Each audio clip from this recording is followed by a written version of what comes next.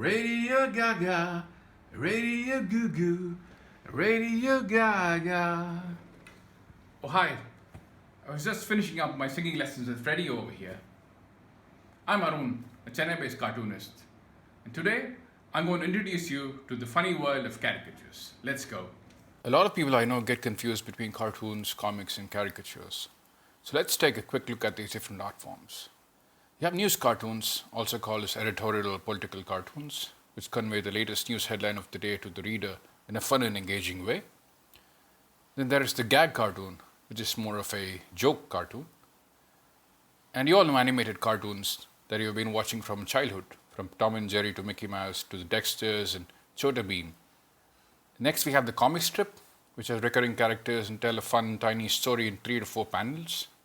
And finally, we have comic books, which are longer story books with drawn panels that depict and take the story forward.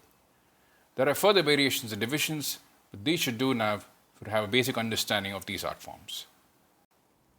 So what then is a caricature? Is it a funny portrait? An exaggerated drawing? Or is it a cartoonified version of someone?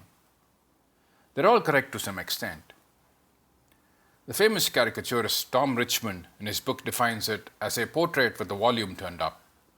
You all know the saying, a picture speaks 1,000 words. So when you amplify someone's facial features, expressions, and personality, it tells you and reveals a lot more about someone. So you're probably thinking the word caricature sounds funny. It comes from the Italian words carico or caricare, which means to load or to charge. So we could also define a caricature as a loaded portrait. Let's see what this means. Here you have a regular portrait of your favorite Mr. Bean. Sure, it's an excellent portrait that captures him well, but what if you load it with a lot more energy, character, and attitude? Boom. Now that's a loaded portrait, or as we call it, a crazy caricature. So when did all this begin? Back in the 16th century, satirists used caricatures as a tool to mock politicians and rulers when they did bad things to the people. You do know the saying, the pen is mightier than the sword. So what better way to make fun of those in power than by drawing funny caricatures of them? And for over hundreds of years, this tradition has continued, and today's newspapers and magazines still use caricatures in the form of cartoons to put the spotlight on public figures and news of the day. They're also used in funny illustrations to accompany news articles. So where else are caricatures properly used? Let's take a look. In America and Europe, caricature booths are very popular in amusement parks and street fairs, where you can get a caricature of yourself done in a few minutes. This is also starting to catch on in India as well. Caricatures are a great way to stand out from a crowd of text and photos. You can find them in advertisements. Amul is famous for using caricature-driven cartoons to advertise their brand. They also make for fun movie posters. And yes, they're used to make super cool invitations for weddings and other occasions. And finally, if you're ever stuck wondering what to gift someone for their birthday or anniversary, how about gifting them a framed caricature of themselves? Believe me, they'll love it. Let's now turn our attention to the different styles of caricatures. There are a lot of styles and variations, but let's look at 4 major styles. Starting with the hyper-realistic style that almost looks like someone manipulated a photograph. This style requires in-depth technical skills in drawing and painting, and the results often look lifelike.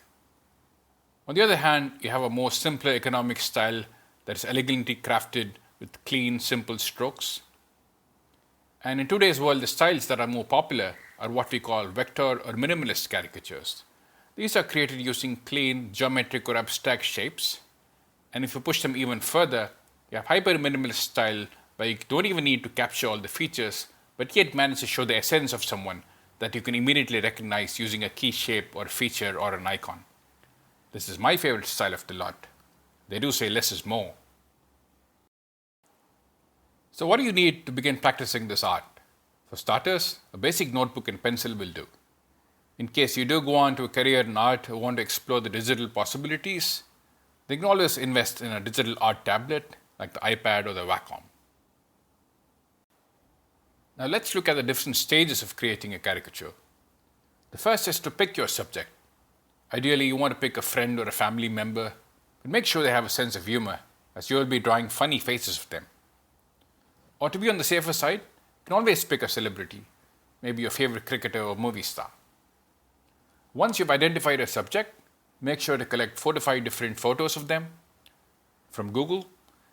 These should be well lit and clear and capture the subject in their most usual state. For example, if someone is usually clean shaven or always wears specs, make sure you avoid images of them having facial hair or not wearing specs. For our example, I will be drawing Virat Kohli, the captain of the Indian cricket team. He has a very animated and expressive face and is always great fun to draw. Once you've got the photo, you'll first create a few thumbnail sketches where you try to grasp and understand the facial features and relationships. At this stage, you'll not be drawing any details, you'll merely be marking the areas that the different features are spread across. From this set, you'll shortlist the best thumbnail and create a rough sketch over that by adding some basic details. And moving on to the inking stage, you'll refine the rough sketch even further and create an outline sketch in black and ink. And finally, you will color your caricature. Sounds fun? Sounds easy? Well, it can become easy if you practice a lot and learn all the key steps. So let's look at the key steps of creating a caricature. Study. Here, you will become a detective studying and exploring the image for various clues and solutions. You will identify the key shapes of the face and the facial features, namely the eyes, nose, mouth, ears, cheeks, and so on. You will then gauge the sizes of these different features and the spacing between them. You also check if they have any slant or angle on the face. And then you will use a technique called squash and stretch, where you will manipulate the shapes, sizes, and spacing to bring features together, move them apart, make them bigger or smaller based on your observation. While doing all of these, you also need to make sure that the similarity, or what we call likeness to the original subject, is always maintained. Because if you create a caricature that doesn't look like the person, then its purpose is defeated. You'll also decide if there is a statement or message that a caricature should convey, be it their mood or attitude or stuff they usually wear and use. The last thing you'll worry about at this stage is style, because this is something that will take quite some time to develop. Just like how your facial features are derived from your parents, your style when you start out will be influenced and derived from the different artists you like, follow, and learn from. And eventually, after enough practice, you'll start developing your own style. Let's quickly jump into the key shapes that make up the face and the different features. You have 3 major shapes: the circle, the square, and the triangle. And these can be squashed or stretched either vertically or horizontally to form new shapes, namely a rectangle and oval. And if you combine different shapes together, you also get some more new shapes. And when you study the subject's face, these are the shapes that you'll try to identify in your observation. Let's take an example of our earlier subject. I've collected 4 photos of Virat, and then tried to break down the different features to their corresponding key shapes. For example, the ear is a big oval, the hair is a triangle, the mouth is a trapezium, which is a combination of a triangle and a rectangle, and so on. So at this stage, you can also note down the key features that have a size that is larger or smaller than usual. So in Virat's case, he has a wide mouth, a long beard, big ears, very thick eyebrows, he has wide expressive eyes, and comparatively a smaller nose. Now let's look at how a shape observation along with the spacing and angle can be mapped to his face. So here you try to look for the spacing between the eyes and the nose and the mouth and the chin, the forehead, the size of the ears, and so on. So once you've got the spacing done, you can start creating the thumbnail sketches. So typically you'll start doing this in your mind once you've had a lot of practice. At this stage, let us also note the statement his face makes. He's often aggressive, positive, confident, and sometimes mischievous. Let's now move on to a demo where I will show all these steps in action. You can practice along after you watch the video once and then replay it again. The first stage is to create the thumbnail sketches. You can either start off by drawing the head shape first and then work inward. This will help you control the placement better. With practice, you can also start the features first and then work outwards. At this stage, you won't add much detail. First, divide the face shape into an equal half by drawing a vertical line down the middle. You'll mark the areas each feature occupies. Then somewhere in the midpoint, you'll draw a horizontal line. This is the eye line where the eyes will go. The nose sits at the center of this vertical line. The ears can pretty much be anywhere from the bottom of the mouth to the top of the eyebrows. We'll then mark the hairline to denote where the forehead ends and the hair begins. Then you can fill in the area for the teeth, tongue, beard, and other secondary details. Now I'm drawing on a digital tablet, but you can do the same using a HB pencil on an unrolled notebook. Make sure that your lines are loose and light, as you will be refining this further in the second stage.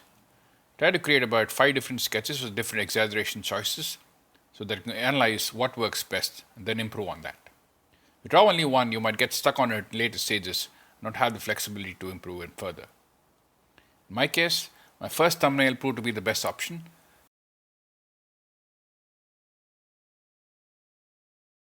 Go to the rough sketch stage where I add some basic details. Again, I keep it light and loose and avoid making it too dark or heavy.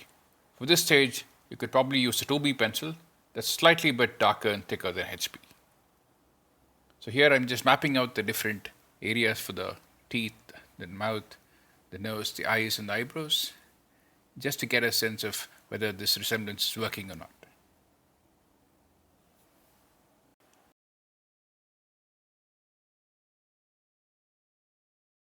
Now I've started inking my rough sketch with a thicker black pen. You can use a black gel pen or a micro tip pen for this.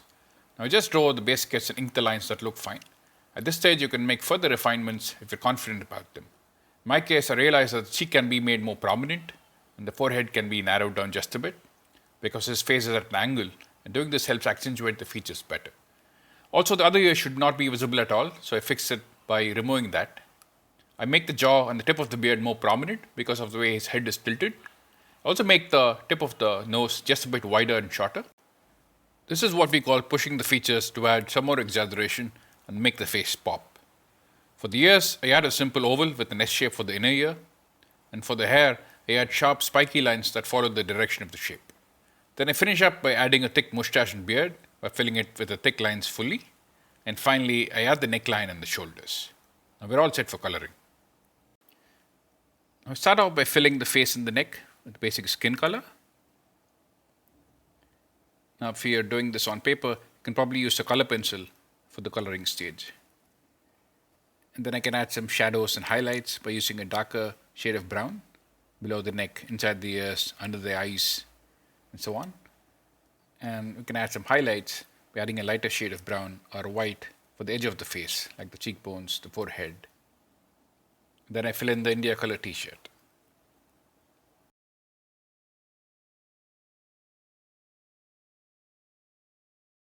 You can take your caricature one level further by adding the body and depicting action or a pose along with some props.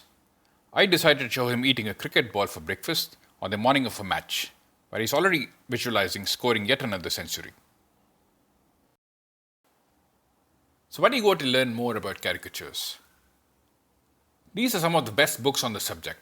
You can check them out on Amazon, or you can always visit these websites. They're all from my favorite cartoonists, whom I've learned a lot from.